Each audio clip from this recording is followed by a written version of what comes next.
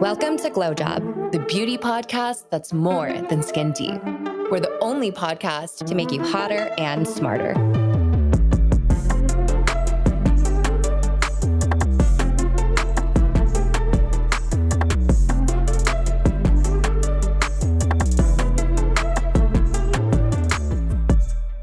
Let's just jump right into all the big beauty news this week because a lot has happened. You know, I think just last week we were talking about like the decline of big beauty, right? And I think we were onto something because earlier this week, Estee Lauder announced that they were going to do a massive round of layoffs after experiencing, I think it was an 8% decline in sales. I feel like Estee Lauder has just been going on the decline in this past year. This is like the fourth or fifth round of layoffs. I mean, in the last 12 months, it's crazy. You know, interestingly enough, they did like an analysis of like all of the different segments of Estee Lauder, whether it was beauty, hair care. Guess which was the only one that was doing well? Fragrance. That is not surprising. You know, we've been talking about doing an episode of doing like a full deep dive of fragrance and its massive growth lately. So, you know, still on our to-do list. Yeah, it's on the docket. So Estee Lauder is going to do 3,200 job layoffs pretty soon. That is a massive amount of people. And, you know, I do know they have offices all over the world, right? They're a massive, massive company. But the thing is, they keep doing these layoffs, right? And, you know, when you look at kind of the activity that they are trying to do when it comes to growth, you know, it's really going to be challenging to see like how these companies are going to be able to turn it around, if they can turn it around. And also, in addition to Estee Lauder, Shiseido has also been experiencing some layoffs. I think they announced them back in July. Shiseido has been down 19% in income for the US market.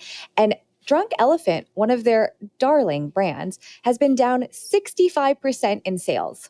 You know, I could see this coming from a mile away when it came to Drunk Elephant, right? Because one, I think that they were experiencing a lot of backlash when it came to all of like the kids, Sephora kids, using their products and people just being this is like super inappropriate, super irresponsible for the brand. But also, I've never really been a big fan of Drunk Elephant. I never found their products to be super impressive. Yeah, they feel a little bit like yesteryear. So like you said, not surprising.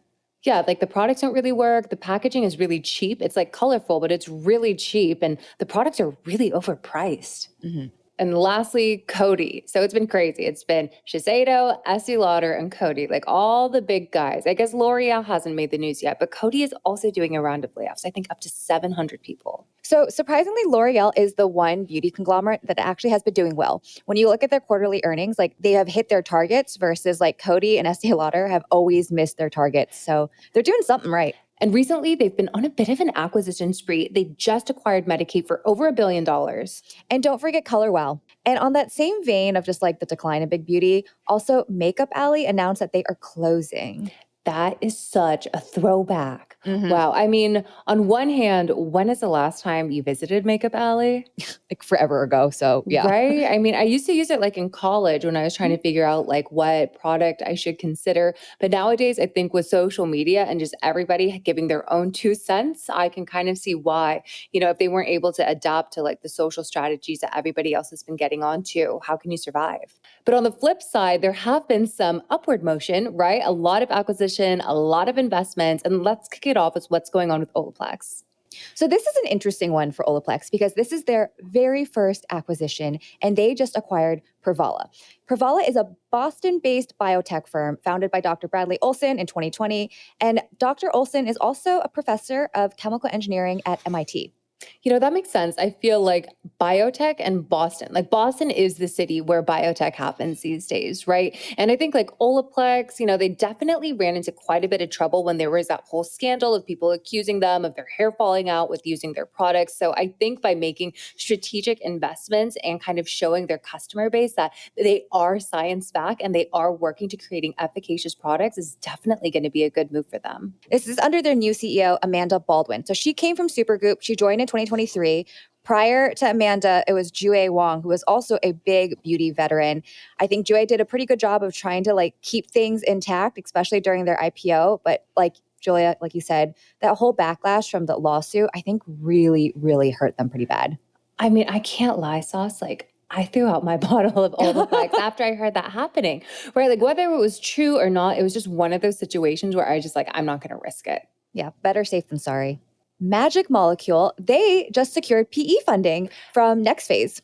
How exciting for them. And if you're unfamiliar with this brand, they are a smaller brand, but they really only make one product, hypochlorous acid spray. And it's kind of, they're really just working to make this ingredient more well-known. And they said that after receiving this funding, and they didn't disclose how much they received, but after disclosing it, their main goal is just marketing and growth, really just getting what they're doing out there and just kind of showing what hypochlorous acid can do for your skin. So Next Phase, the PE firm, their average check size ranges between 40 to 150 million. So even if it's on that low end, or in the middle, I mean, like that is crazy buku bucks. And so part of the reason why they're getting the strategic funding right now is because they are planning to buy their manufacturer. I think something interesting about them specifically is that their lab has FDA clearance. And for a lot of other labs out there, getting FDA clearance is not only super, super expensive, but it takes a long time. And I guess in today's administration, we can kind of say like, does the FDA even exist anymore? But if you did want to go and get kind of that FDA clearance, FDA level of standard for your lab, it would take even longer to establish something like that. Another biotech beauty investment was Debut Biotech, and they got an investment of $20 million. And what they're really focusing on this company is making quality ingredients. So really operating at a level that's going to be the equivalent of to like biotech drugs, medical drugs, but all in the lens of just working on skincare. And so this $20 million round was led by several different firms, but this included Fine Structure Ventures, EDBI, Wealthberry, Bold, which is the venture fund of L'Oreal, GS Futures, Sandbox Industries, and Material Impact, among a few others. So it seems like everyone was writing pretty small checks, and it was like from almost like a dozen companies. But I was looking at their website, there was really only kind of like one brand highlighted, and that's Diende Skin. I definitely have heard of the company as being like a science-backed skincare company, biotech skincare, biomimetic, whatever you want to call it. But we'll see how many other brands kind of step up and start using and claiming that they're working with Debut Biotech. And an exciting launch that has just happened in beauty, and something that we have been mulling on since our Rhode episode. But Melanie Bender just launched her very first beauty venture on her own, Lore, a fragrance brand. I'm so excited that it's fragrance because it's trending. It is literally the thing to do. We all know that like beauty and skincare have really good margins, but fragrance has even better margins. And I think they're selling their products for about $88, and they're going to start on their own website and then just going straight into Sephora. Yeah, in September. But what's interesting also is that, so it's Melanie, which obviously she was at Rhode. She was the first CEO, and she was at Versed and Merit. But she also is working with Joe Cloys and Greg Gonzalez, founders of Youth to the People, and Mazda Grassi, co-founder of Milk Makeup. So she's working with some heavy hitters from the industry. And I'm so glad that she's doing something, because when she left Rhode, they didn't really say much about it, right? It was a very quiet exit, and she also had a very short stint. I think it was like a year most, maybe even less than a year. It was exactly 1 year. Okay, right? And then it's not like they had immediately replaced her with the current CEO. There was a little bit of time or something in between. So, it didn't seem like, she definitely didn't jump straight from Rhode into this. But who knows? There could have been, like a non-compete for a little bit or something like that. I don't know, because I feel like a non-compete would have been longer than a year. That's true, right? Yeah, I would say most non-competes, I feel like the ones I've seen, they're like, depending on how large the brand is, anywhere from like 5 to 10 years. I mean, we've even seen one for 20. Bobbi Brown, 25 years. That's right. Well, maybe it's because that's why she's doing fragrance and not skin or beauty. Yeah, totally. And so this is Bender's first time as a founder, Cloys and Gonzalez's second act, because they sold Youth to the People to L'Oreal in 2023. We're saying L'Oreal a lot. They're pretty active right now. See, that's why they weren't in like that first segment of the pod when we were talking about everyone doing layoffs. And a news story, and this one to me is kind of funny and just absolutely bizarre, but there's a woman named Yael Cohen. She is the former wife of Scooter Braun, the kind of mega celebrity manager, Justin Bieber's manager, but she is starting her own company where basically she's working to detox nanoplastics from our blood. And she founded this brand, I believe it's called Clarify Clinics. It's based in the UK, and it's kind of like fancy dialysis for people that don't want nanoplastics. So I heard that the procedure costs about $13,000 around. Is that right? Yeah. And the way that it works is, you get hooked up to a machine, it takes your blood, it starts separating the blood, and it's going to want to work to clean the plasma. So there's a cylindrical tube filled with what's described as rocks, different sized rocks, and charcoal activated pebbles. And then the plasma passes through that and gets cleansed and then goes back into your body. And it's actually like kind of in a similar vein to what Brian Johnson's been working on with his plasma exchange product. But rather than having a blood boy and using someone else's blood, you are just cleansing your own blood. But to me, I mean, I have gone off the deep end and doing like nanoplastic research because I'm like, why is everyone so scared of nanoplastics? But from my understanding is where it ranks in levels of nanoplastics in your body, having it in your blood is much, much, much lower than where most people have nanoplastics, which is like in their lungs and in their stomachs. And that comes from like breathing in nanoplastics and eating nanoplastics. When you find it in your blood, like, it's not even in like the top few places where it's located throughout your body. So it's kind of like, what is this? This seems like someone with too much free time and too much money. I mean, we've talked about how a lot of like beauty wellness companies are just kind of co-opting like medical science and medical procedures in the name of like wellness. And in the beginning, it was kind of like, is this like a Prenuvo? Do you remember that brand? They do like the fancy, well, with this company, you can pay to get an MRI done. And was this the one that Kris Jenner did? They all did it because Yes. they all got it for free, right? I'm sure they got it for free. But, it's not $13,000. It's only $2,500. And granted, they're just taking a picture of your body. But, it's just kind of like an unnecessary medical procedure. The ability to detox nanoplastics is really difficult. And doing that to your body just seems like a lot because this procedure is supposed to take hours. Yeah, I mean, dialysis takes hours. Like when you have to go to dialysis, you're sitting there like, oh, you have to entertain yourself for literally several hours. And dialysis is miserable. It's like a miserable process. And, so people are just, electing to do this to themselves in order to detox nanoplastics. And I don't know, it's just difficult, but it's crazy. Like you can literally find nanoplastics in every single part of the human body, right? Like they've done autopsies, they find it in brain matter, they found it in breast milk and placentas. Like it's literally every single place you can think. Look, I think whoever can develop some sort of product that actually can filter nanoplastics out of our body will become a millionaire, a billionaire, what have you. But this feels like to me in the vein of fear-mongering wellness. Do you know what I mean? It's like, panic. Like there's all these nanoplastics. It's in your blood. Like you need to get it out. But like, it's not even where it accumulates mostly. Exactly. So if she was starting more in the lungs or in the gut, gastrointestinal nanoplastic detox, like that would be way more interesting to me because that is where the majority is accumulating, right? Basically like goes into your lungs, goes into your stomach, and the tiny particles then go into your bloodstream that go everywhere else in your body. But, if she had started with the more, I guess, like reasonable place to tackle it, I think I'd be more into it. Well, on a lighter note, LVMH just launched beauty for the first time ever, and they are selling a $160 lipstick. That is fucking bananas.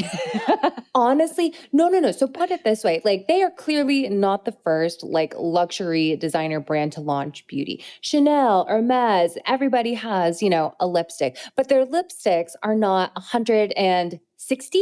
Yeah, 160. Yeah. They're not $160. They're not even they're like $80, Yeah.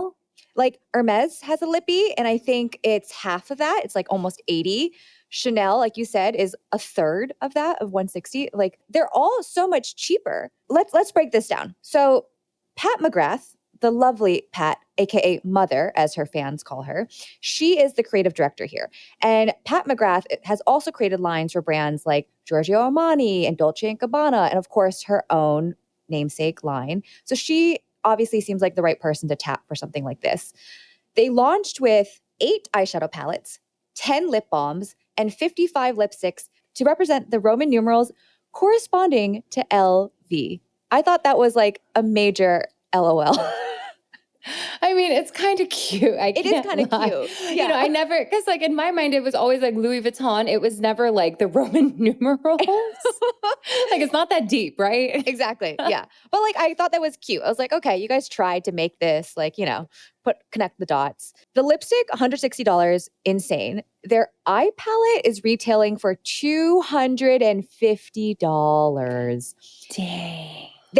So they are saying that the packaging is refillable though. But like, how often do folks actually refill their makeup? You know, I am a big eyeshadow girly, as you know. I have never finished a palette in my goddamn life. I swear to you. Like, I know we always talk about like, oh, when you should throw your products away. Eye palettes, I just can't do it and I have so many, I literally have some from college that are still going strong. Julia, no. I don't want to hear it. Now is not the time. All I'm getting to is that no one is ever going to hit pan and refresh the eyeshadow palette. That's crazy. Even super expensive ones like Tom Ford palettes are like $90 for a quad, But can I make a prediction? I feel like it's going to do really well. You think so? Yeah, everyone kind of turned their nose to all of these other kind of luxury houses making their own beauty lines. But at the end of the day, when you look at the performance of these companies, the products that always perform the best, the highest revenue generators are always the lowest ticket items. And so that is always going to be either like the beauty products, the fragrance products, card holders, wallets. Like those are the products that really are carrying the revenue for a lot of these luxury lines. So using that kind of train of thought, you would think that like for Hermes that their makeup would do better because it's like an entry-level product. But anecdotally, I don't see that many folks purchasing Hermes makeup. I know people that buy it. You do? Yeah, and I've bought it for people because I think one of the funnest gifts to get is an Hermes eyelash curler because it is just like... I love that. It's so cute. It's honestly a really lovely gift for under $100, right? And it's like that classic Hermes colors. So I think that, I don't know. We'll see. I still think $160 for a lipstick is absolutely outrageous, but we'll see. I feel like I would have been on the same train as you, thinking like, okay, this is going to do quite well because that entry level price point, right? And it's very accessible luxury. But I got to say, when I saw the packaging, I didn't think it was that cute. I think I want to touch it, if that makes sense, right? Like I want to see, like I want the weightiness to it. I want that luxury feeling in the product, and it'll be difficult to actually compare, right? Because like you get, like when you do touch like an expensive lipstick, you do kind of feel the weight and you feel like that luxe vibe. But how are you going to, justify like 2x your most expensive lipstick? Yeah, I guess. I don't know. I know my mom's going to buy it 100%. You always wonder like who's going to buy that stuff? Who's going to buy Jane Chang. Jane, show us that lipstick. I want to see it. And to wrap it up, Pinterest recently released their 2025 trends. And the two beauty trends that went skyrocket high were one, grunge makeup. It's been up 652%. But then this one threw me for a loop. Chic pixie, as in like a pixie cut. It was up. Yeah, I know, Julia. We'll get into it. But do you want to know how high up that was trending? Let's hear it. 2,435%. It went up. Did you say 200 or 2,000? 2,000. What? I don't know who is getting a pixie. Like, do you remember the manic pixie like girl that was like very 2000s? It's like Natalie Portman in Garden State. It was like that vibe. It's I know the vibe. Yeah. But now it's like chic pixie. I think that you do have to be strikingly beautiful to pull off a pixie cut. But remember in one of our past episodes, we were giving big sister advice. And the advice that I wanted to share I will always share is if anybody ever tells you to cut your hair, they hate you. They hate you and they want to see you fail, right? Like, so if somebody were to be like, oh, Julia, like you should get what's it called? Chic pixie cut. I would know immediately that they're my enemy. But wow, I can't believe that's coming back. I'm trying to think right now. Like my mind is racing. Who even has a pixie cut? I don't know. I'm sure there is like a Gen Z singer that I'm just like not placing in my head right now who has this look. But the grunge makeup, that tracks for me. I'm excited for grunge makeup to come back. And, we've actually had quite a few people on the podcast who are like creative directors of artistry for these like big brands, right? So I'm talking like, like Rare Beauty, Fenty Beauty, Urban Decay. They're all saying that big makeup is coming back. And maybe they want to say it's coming back because it's their job to sell makeup. It's a lot easier to sell makeup when big makeup and bold makeup is in. Right? But honestly, like I kind of thought that the clean girl aesthetic would stick around for a little bit longer. If that makes sense? Yes, I think it's going to stick around for a while. Ever. I subscribe to that look. It's just so like nice and easy and fun. And then I do like a fun like grunge look or like, something a little pizzazzy on the weekends. But like my everyday is like clean girl makeup. I am just thinking of like Hot Topic and, like from our youth, right? Like when we were teenagers and like the black eyeliner was such a thing. And I'm thinking of like, who is that girl from Gossip Girl, the little sister? Oh, what? Taylor Jenny? Momsen? Or what was her name? Jenny. The character name is Jenny. Mm-hmm. Yeah, like she, like when I think of like grunge makeup and. No, but she was the worst. I know, because that makeup was the worst. And she wasn't even like grunge, right? Like she was just kind of like cosplaying as grunge. But yeah. Oh my God. So I guess we'll be seeing what that means, like eyeliner, upper and lower, more matte colors, eyeshadow. Smoky eye. Okay. Smoky eye. Dark lips. I'm kind of here for it. Yeah, it's fun. I like it. I think people want to wear makeup again. I feel like, like the whole COVID, like no makeup look, that definitely had its run for the past 5 years. But damn, aren't trends cyclical? I know. I did not think we'd be back here again. Pixies. Pixie cut. Julia, you should get a pixie cut. Oh my God. All right. Well, that's a wrap for this week. And stay tuned next Monday for our weekly chit chat about all things beauty, business, and pop culture. See you then.